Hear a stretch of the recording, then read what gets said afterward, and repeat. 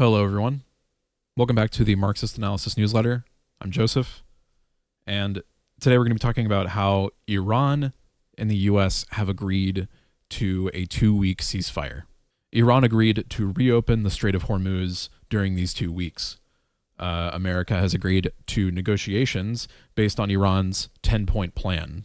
Iran's Supreme National Security Council said that the U.S. has suffered a, quote, undeniable, historic, and crushing defeat, unquote. According to Iran, the U.S. has agreed to 1, a non-aggression commitment, 2, Iran maintains control over the Strait of Hormuz, 3, acceptance of Iran's nuclear enrichment, which is genuinely good news, 4, lifting of primary sanctions, and 5, lifting secondary sanctions, which include sanctions that have been in place since the Bush administration, 6, ending the UN Security Council resolution, 7, ending the IAEA Board of Governors resolution, 8, paying compensation to Iran, 9, withdrawing U.S. combat forces from the region, and 10, ending the war on all fronts, including against resistance forces.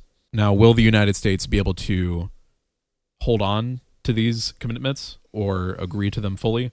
That remains to be seen. Iran's Supreme National Security Council said, quote, the negotiations during these 2 weeks do not mean the end of the war, unless our conditions are agreed to and our finger remains on the trigger. This demonstrates that Iran knows how well they're winning.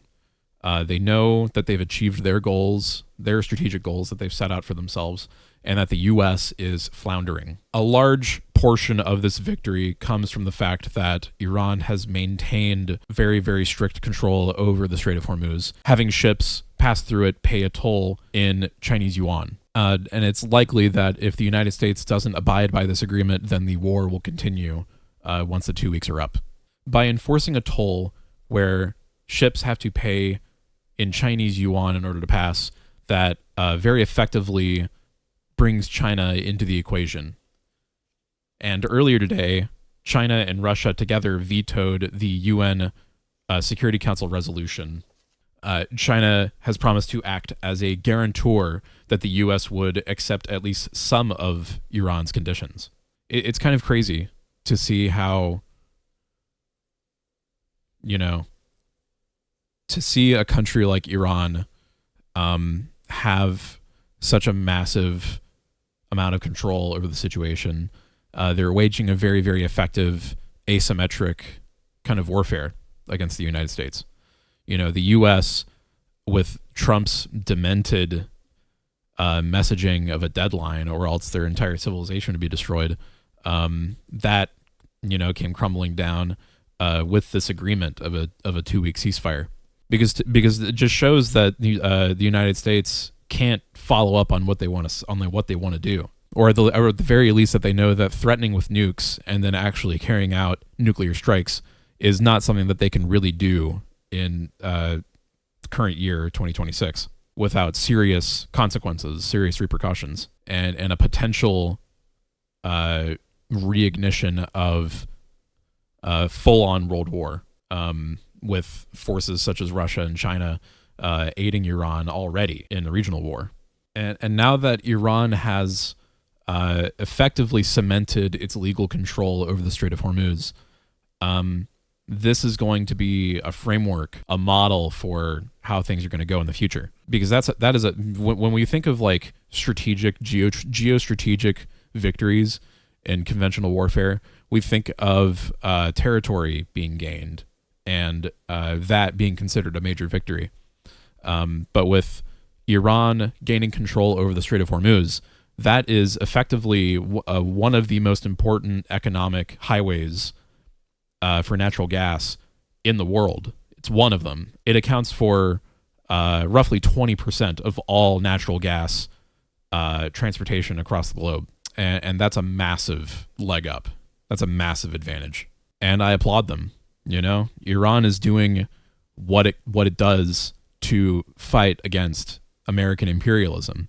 The Houthis and Hezbollah are also joining in on Iran's side in this conflict and showing that they too will fight against American imperialism in the region. Their main goal is to kick the United States out of the area. They've destroyed almost every single U.S. military base surrounding them because they were effectively surrounded. You know, what are U.S. troops and U.S. bases doing all the way across the world? Well, it's imperialism. It's simply put, it is an attempt to control the economies, control via neo-colonial policies of these nominally sovereign countries so that Western capital interests are satisfied. Now, it's very unclear as to what's going to be happening next, given the very volatile back and forth between Trump threatening nuclear war and Iran basically saying, agree to these terms, and yeah, you know, we can stop for now. I hope to see the United States crumble.